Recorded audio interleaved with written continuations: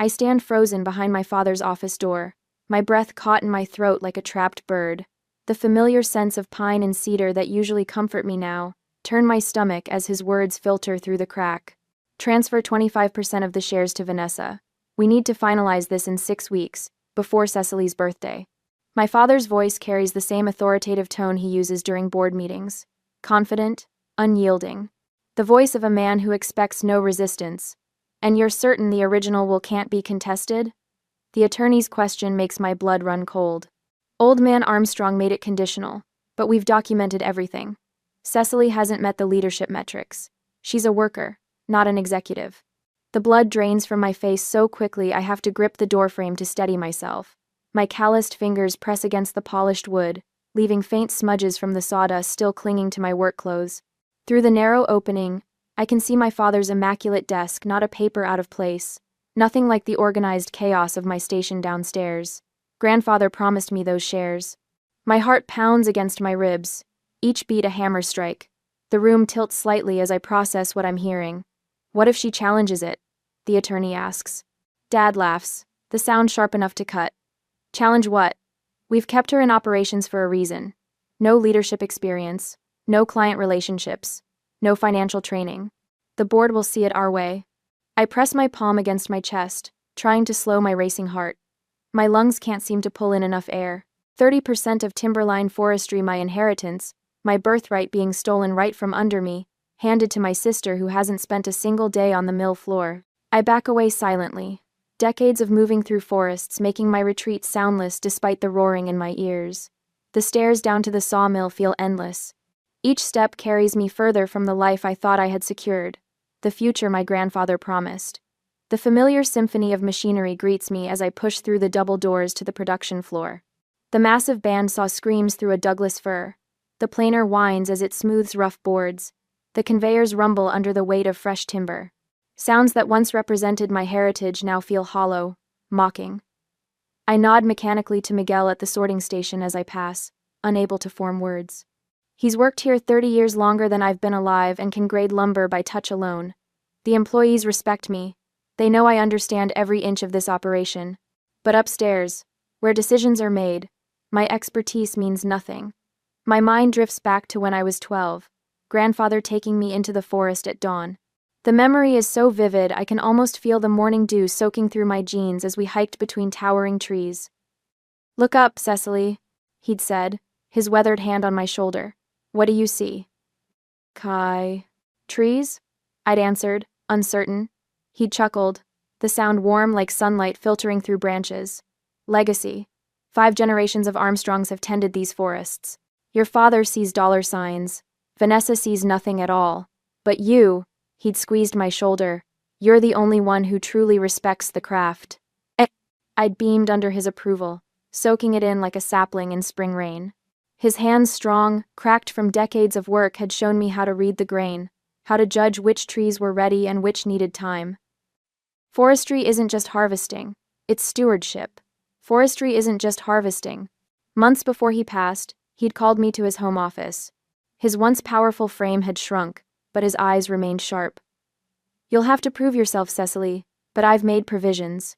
When you turn 35, if you've met the metrics I've outlined, 30% of timberline becomes yours. I'd protested, not because I didn't want the responsibility, but because I knew how my parents would react. They'd always favored Vanessa. She's smarter and more creative. Mom would say when comparing our report cards, even though mine showed straight A's. You're just a worker, Dad would add, somehow making it sound like an insult rather than recognizing the value in what I did. The memory fades as I reach my small office tucked beside the kiln room.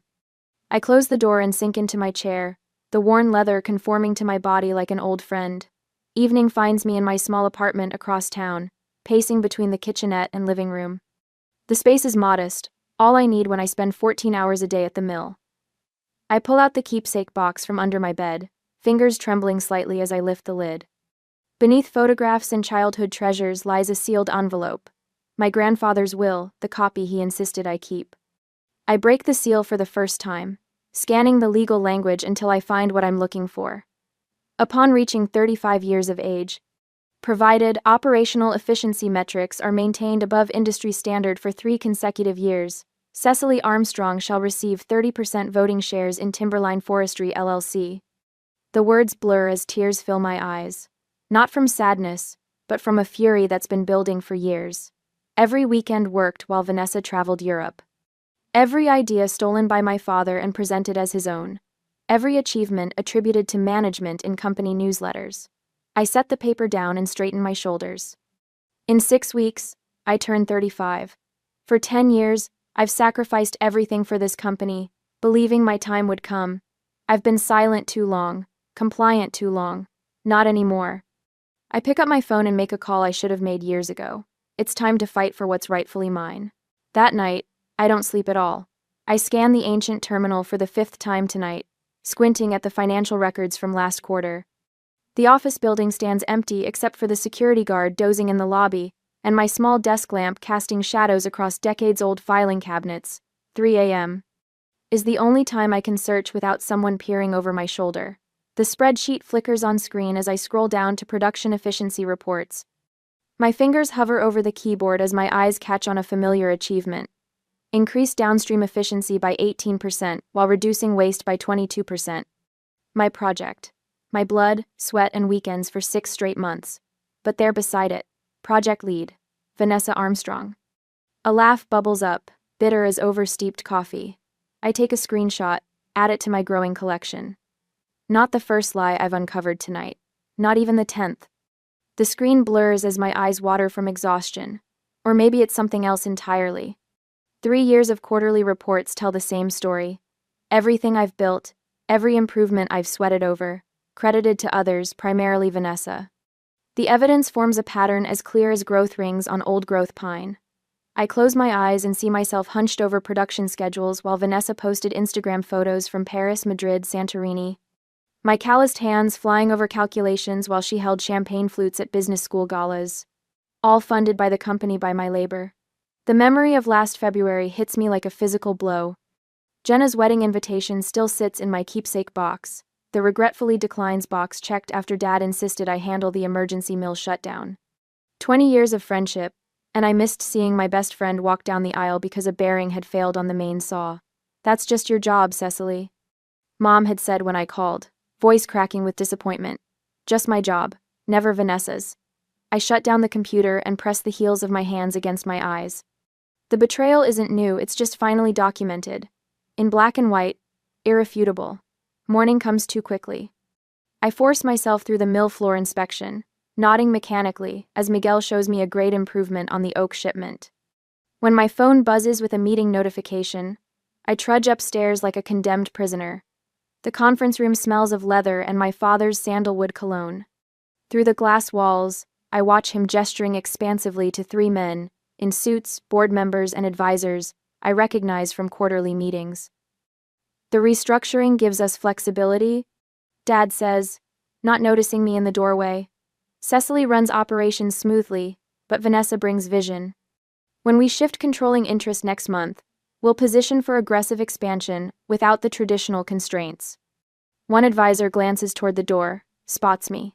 Dad turns, his smile never reaching his eyes.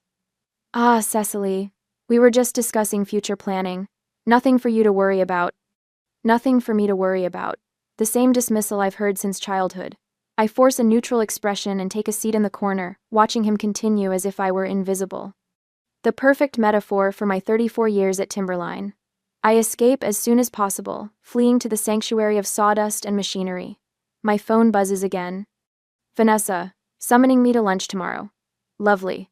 The next day, I arrive at Riverfront Bistro 10 minutes early. Vanessa saunters in 20 minutes late, designer sunglasses pushed into hair that probably cost more than my monthly rent. Cecily. She air kisses near my cheek. God, you smell like wood chips. Don't you shower between shifts?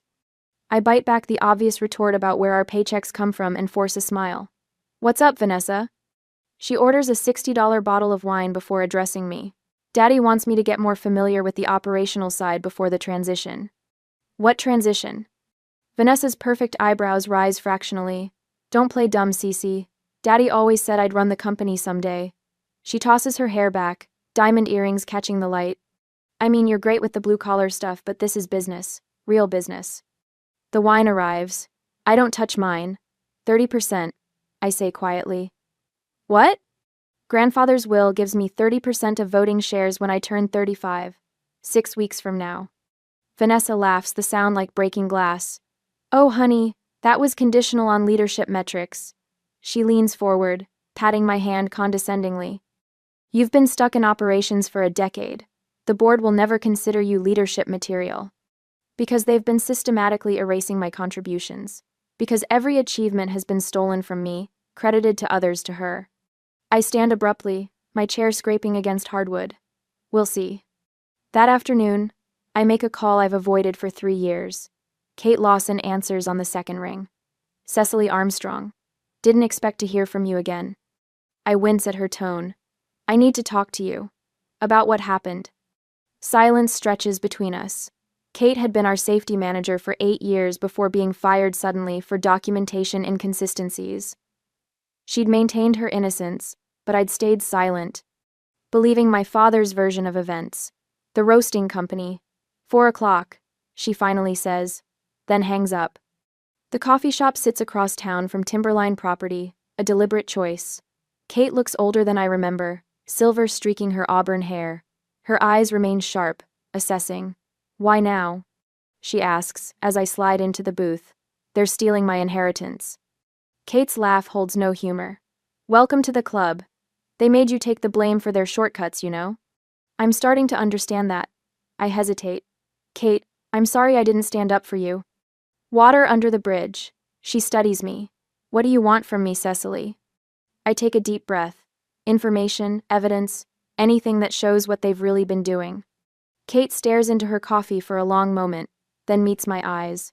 When they fired me, I kept copies. Every safety violation I refused to cover up.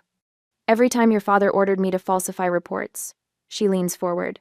OSHA violations, EPA shortcuts, labor law breaches. All of it, Cecily. My heart pounds against my ribs.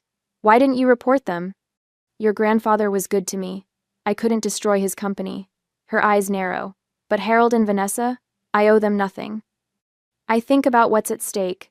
30% voting control of a company worth millions. My birthright. But also my family, the parents who've consistently undermined me. The sister who expects everything handed to her. Would you be willing to help me? I ask quietly. Kate reaches into her bag, slides a USB drive across the table. I've been waiting 3 years for you to ask that question. The drive feels impossibly heavy in my palm. I close my fingers around it, feeling something shift inside me. A boundary breaking. A line crossed. What are you going to do? Kate asks. I think of my grandfather's will, the company he built, the legacy he entrusted to me, whatever it takes. 3 days later, the company newsletter sits on my desk like a landmine. The glossy paper, emblazoned with Timberline's evergreen logo, announces the future leadership transition in bold letters. My coffee grows cold as I read the article for the 3rd time, each word a deliberate slap. Vanessa Armstrong brings fresh perspective and professional management to position Timberline for the next generation. No mention of my decade of service. No acknowledgement of the operational improvements I've implemented. Just paragraph after paragraph praising Vanessa's MBA, an innovative vision for a company she visits maybe twice a month. I shove the newsletter into my desk drawer, where I keep all the other evidence of my systematic erasure. My phone buzzes with a text from our sales director. Your father and Vanessa just left with the Westridge account. Harold introduced her as the future of Timberline. Thought you should know. Westridge is our biggest client. I negotiated that contract renewal myself last year, spending weekends preparing the sustainability documentation they required. Now Vanessa gets to smile and shake hands while I'm buried in sawdust. The mill whistle blares, signaling the afternoon shift change. I grab my hard hat and head to the floor, forcing my face into neutral. The workers don't need to see my anger. They have enough to worry about with the shortcuts my father insists on taking. Cecily. Miguel calls from the grading station, waving urgently. The new batch from Robert's lot is jamming the head rig. I jog across the concrete floor, the familiar symphony of machinery surrounding me. The massive bandsaw sits silent, operators standing back as foreman Ben Johnson examines the problem. The automated feed's misaligned again. Ben says, frustration evident. Third time this week. I survey the situation, mentally calculating angles and adjustments. The moisture content's too high in this batch. The scanner's not compensating. I reach for the manual controls, fingers finding the right settings through muscle memory. We need to recalibrate for the higher density, or we'll keep getting jams. Within minutes, I've adjusted the feed rate, blade tension, and angle parameters. The saw hums back to life, smoothly processing logs that had defeated 3 men with decades of experience. Ben gives me a respectful nod. Tried calling your father about this issue last week. He said to follow the standard protocol. Standard protocol doesn't account for old-growth Douglas fir with this moisture profile. I reply, wiping sawdust from my arms. That's why we come to you first now, Miguel says quietly, so only I can hear. You know the wood. You respect it. His words echo my grandfather's so perfectly that my throat tightens. I manage a smile and turn away, suddenly seeing what's been invisible to me until now. These men, the heart of Timberline, they trust me. Not my father, not Vanessa, me. A strange new feeling unfurls in my chest as I walk back to my office. It's not quite confidence, something stronger. Recognition of my own worth, independent of my family's validation. The realization carries me through my mother's stilted family dinner that evening, where she fawns over Vanessa's new summer house while asking me to pass the potatoes. It shields me when Vanessa smirks and mentions, finally bringing professional management to modernize our outdated operations. What exactly do you find outdated? I ask, surprising everyone, including myself, with the direct question. Vanessa blinks, fork pausing halfway to her mouth. Well, you know, everything's so manual. We could automate more, streamline processes. Which processes specifically? My father clears his throat. Cecily, your sister has studied modern business approaches. I'm genuinely curious, I interrupt, voice steady. Which processes at the mill would you automate? What's your approach to varying moisture content in old-growth timber? How would you adjust cutting patterns to maximize yield while maintaining structural integrity? Silence falls across the dining room. Vanessa's mouth opens, then closes. My mother laughs nervously. Goodness, Cecily, this isn't a board meeting. No, I agree, setting down my napkin. It's just the future of our company. Later that night, I meet Kate at her cabin outside of town. The former safety manager was fired 3 years ago, after refusing to falsify inspection reports. My father called it restructuring. Everyone else called it what it was, retaliation. Kate's dining table disappears beneath stacks of documents as we sort through years of violations she documented before her termination. Look at this pattern, she says, pushing her reading glasses up. OSHA violations in the same areas year after year. Your father would fix just enough to pass inspection, then revert back. I trace my finger across a timeline she's created. Environmental shortcuts too. These effluent readings from the treatment pond. Exceed permitted levels by 300% during high production months, Kate finishes. I flagged every single one. And got fired for your trouble, I murmur. Your grandfather would be ashamed of what they've done, Kate says softly. He built Timberline on integrity. He taught us all that responsible forestry meant doing right by the land and the people. Tears spring to my eyes unexpectedly. He trusted me to be strong enough for this. The words hang in the air between us. For the first time, I speak aloud what I've been afraid to acknowledge. This isn't just about my inheritance. It's about honoring my grandfather's vision for Timberline. Kate reaches across the table, her hand covering mine. You don't have to fight them from the inside, you know. What do you mean? I've got 5 acres out here, room for a portable bandsaw mill, small kiln. We could start something new, something honest. And a major, I've got 5 acres out here. My heart thuds at the suggestion. You mean a partnership? Kate's eyes gleam. Armstrong and Lawson Fine Woodworking. We create custom pieces from sustainably harvested timber. I've got the land, you've got the expertise. I can't just abandon Timberline, I say, though the possibility sends an unexpected thrill through me. Not abandoning. Creating leverage. Kate sorts through another pile of documents. If you have options, you negotiate from strength. The next morning, my phone rings with an unfamiliar number. The attorney I contacted yesterday, Marcus Winters, sounds impressed as he reviews my grandfather's will.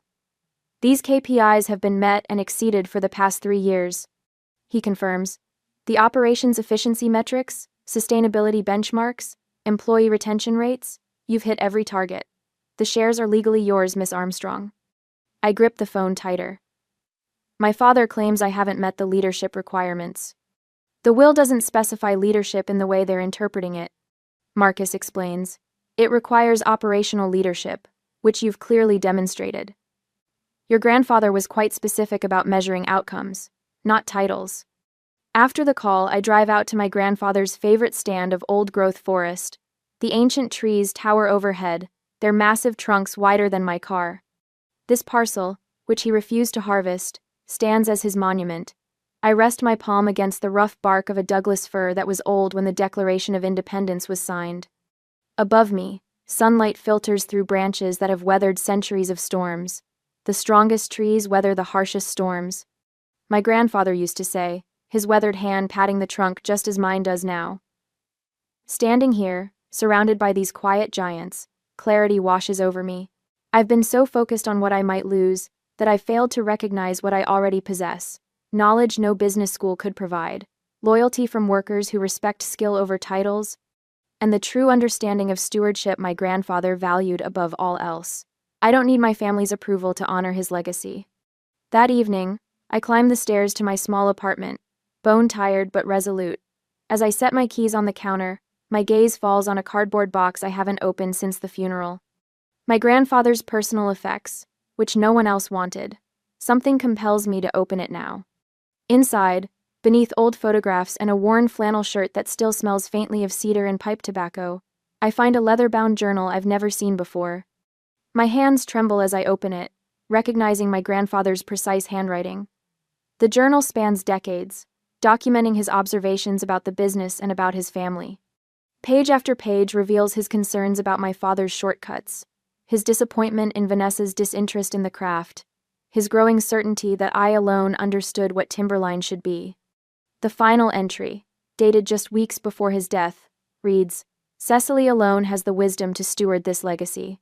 I've arranged for her to have the means, if she finds the courage. The trees have taught her patience and resilience. Now she must learn to stand tall against the wind." I close the journal, pressing it to my chest as if I could absorb his faith in me. Tomorrow I'll meet with Marcus again. Tonight, I allow myself to feel the anger and determination that will fuel what comes next. I am my grandfather's heir in more than shares. I am the keeper of his vision.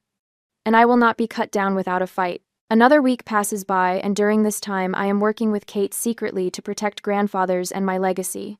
One Tuesday morning, I arrive at the mill before dawn, my truck the first in the parking lot as usual. The early morning quiet allows me to think clearly, to move methodically through my plans without interruption. My grandfather's journal sits heavy in my bag, its worn leather cover a reminder of the legacy I'm fighting for. For 2 weeks I've been building my case. Every violation, every stolen idea, every manipulation, all meticulously documented in folders color-coded by severity. Red for safety violations that could shut us down. Blue for labor issues that would trigger investigations. Green for the environmental shortcuts that would horrify our sustainability-conscious clients. Kate's voice echoes in my head as I unlock my office. "They've underestimated you for years, Cecily. Use that." I spread the documents across my desk, each page a weapon in my arsenal. The attorney confirmed yesterday what I already knew: my performance metrics have exceeded the requirements in grandfather's will for 3 consecutive years. Those shares are legally mine. My phone buzzes with a text from Kate. "Got the final inspection reports. Meeting at 4?" I type back quickly. "Perfect." Bringing the contract comparisons. Our side business, Armstrong and Lawson Fine Woodworking, has become more than just a safety net. It's become a statement of independence, a declaration that my skills have value beyond these walls. The mill roars to life around me as workers arrive. Miguel knocks on my doorframe, his weathered face serious. "Your father left new cutting instructions," he says, handing me a clipboard. "Makes no sense with what we've got in inventory." I scan the document, immediately spotting the problem. "Ignore these. Follow yesterday's plan." I hand him the correct specifications. "And Miguel?" "Document any pressure to change course." He nods, understanding flowing between us without words. The loyalty of people like Miguel has become my greatest strength, something my father never bothered to cultivate. By mid-morning, the first counterattack arrives. Dad strides onto the production floor, Vanessa trailing behind in inappropriate heels that click against the concrete. She's dressed for a boardroom, not a sawmill, in a tailored suit that probably cost more than my monthly rent. "Cecily, I need you to turn over operations to Vanessa for the Westlake contract," Dad announces, loud enough for nearby workers to hear. "She'll be handling client relations moving forward." The machines seem to quiet, workers pausing to watch this power play unfold. I notice 3 of them subtly positioning themselves closer, witnesses to whatever happens next. The Westlake specs require custom cutting patterns. I respond calmly. "I've already programmed the sequence." Vanessa's smile tightens. "I've been briefed on the requirements. Dad thinks it's time I handle more operational oversight." Before I can respond, my phone rings. Westlake's purchasing manager, right on cue. "This is Cecily," I answer, maintaining eye contact with my father. "Cecily, thank goodness," comes Jim Westlake's booming voice, loud enough that Dad can hear. "There's been some confusion. Someone from your office, Vanessa? Tried to discuss our order parameters. We want to be clear. We only want to work with you on this. Your expertise with our custom requirements is why we chose Timberline." I notice Dad's face tightening, the vein in his temple becoming more pronounced. Vanessa shifts uncomfortably. "I understand completely, Jim. I'll personally oversee every aspect of your order, as always." When I hang up, the victory hangs in the air between us. Dad's attempt to sideline me has backfired spectacularly. "Sounds like the client prefers the current arrangement," I say, my voice steady despite the satisfaction coursing through me. "I'll keep you both updated on progress." That evening, the battlefield shifts to Mom's emergency family dinner. The dining room gleams with the good china and crystal, a transparent attempt to remind me of my place in the family hierarchy. Vanessa sits in the place of honor beside Dad, her engagement ring catching the light with every gesture. "We have an announcement," Mom says after serving her signature pot roast. "Vanessa will be taking on an expanded leadership role at Timberline. The board approved it this morning." Vanessa beams. "I'll be overseeing all client relationships and financial operations effective next month." Quite the achievement for someone who's never graded timber, I observe, cutting my meat with precise movements. Mom's smile falters. "Some people just aren't ambitious in the traditional sense, dear. You've always been more comfortable with the hands-on aspects." The dismissal stings, but I'm prepared. 10 years of 60-hour weeks building client relationships while maintaining the highest efficiency metrics in company history seems pretty ambitious to me. Dad shifts uncomfortably. "Your contributions in operations have been valuable, Cecily. But Vanessa brings professional management experience that the First National Bank seems very interested in," I interrupt. "Their loan officer called me today. Apparently, they have questions about leadership changes during our renewal period." The silence that follows is delicious. Mom's fork pauses halfway to her mouth. "Why would they call you?" Vanessa demands. "Because I'm the signatory on our operational compliance documents," I reply, the truth I've hidden for years finally serving its purpose. Grandfather insisted on it before he died. Later that night, I meet Kate at our workshop space, a converted barn on her property that smells of fresh-cut pine and possibility. She's organized the safety violations chronologically, creating a damning timeline of negligence. "The board will have no choice once they see this," she says, sliding the file toward me. 3 of the members were your grandfather's friends. They won't let Harold destroy his legacy." I run my fingers along a half-finished rocking chair, the wood smooth beneath my touch. "Dad and Vanessa had another argument tonight. I heard them in the driveway. She's panicking about taking over operations she doesn't understand." Kate smiles. "They're starting to realize just how badly they've miscalculated." I think about the meeting scheduled for tomorrow with grandfather's oldest friend on the board, about the attorney preparing formal challenges to any share transfer, about the loyal employees who've provided statements confirming my critical role. For the first time in years, I feel the tables turning, the power shifting. The future, clarifying. "They thought I was just a worker," I say, running my hand along the grain of the cherry wood. "They never understood that knowing how things actually work is the greatest power of all." On the confrontation day, I adjust my blazer as the elevator climbs to the top floor of Timberline's headquarters. For once, I'm not wearing sawdust-covered jeans, but a charcoal pantsuit I bought specifically for this moment. The weight of the leather portfolio in my hands reminds me of everything at stake. When the doors open, I spot my mother in the hallway outside the boardroom, elegant as always in her pearl earrings and cream blouse. Her eyebrows lift slightly at my appearance. "You didn't need to dress up for a family meeting, Cecily," she says, her voice carrying that familiar hint of criticism. I meet her gaze without flinching. I dressed appropriately for a business discussion. Her lips purse, but before she can respond, my father emerges from his office, Vanessa trailing behind him like a shadow.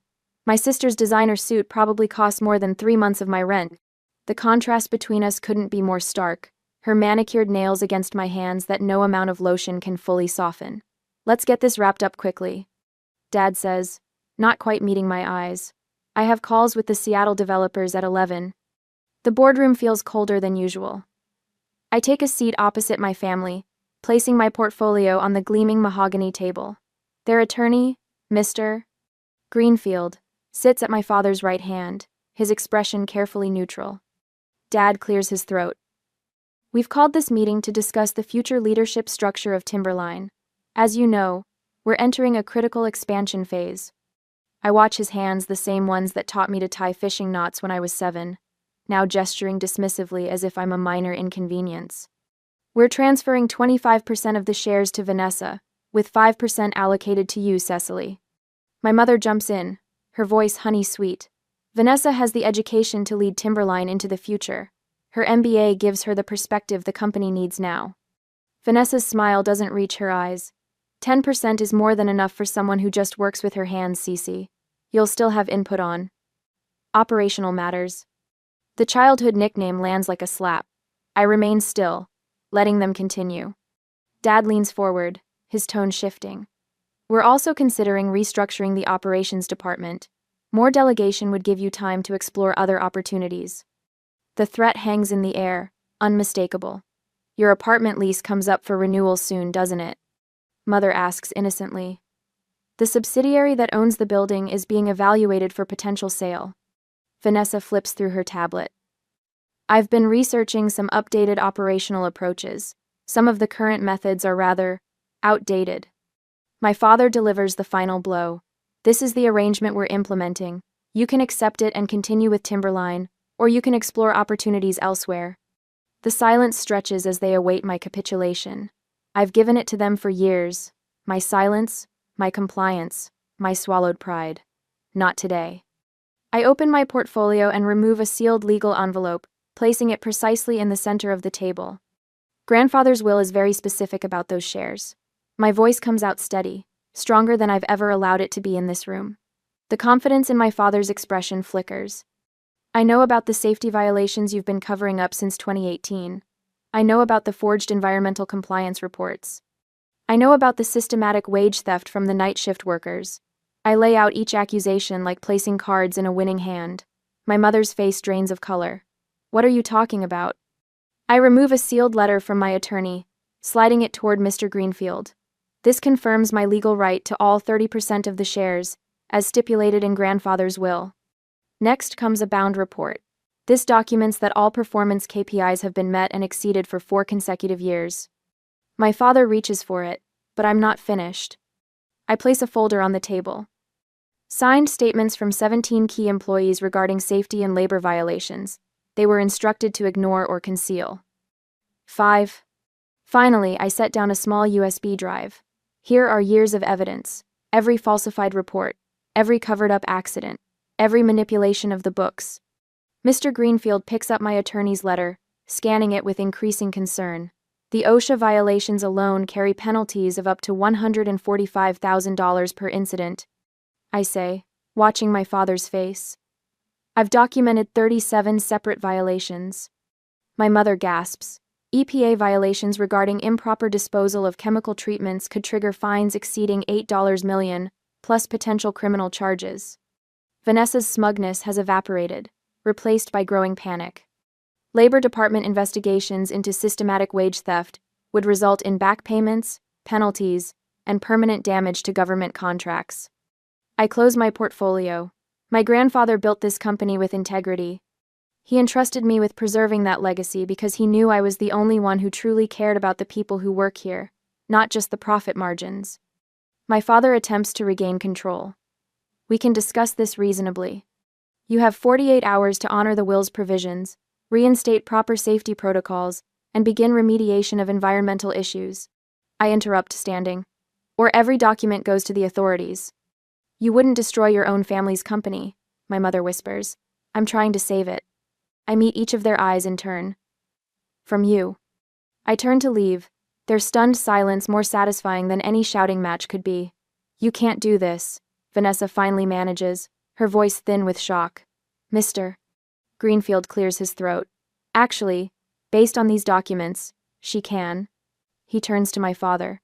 You have no choice but to comply.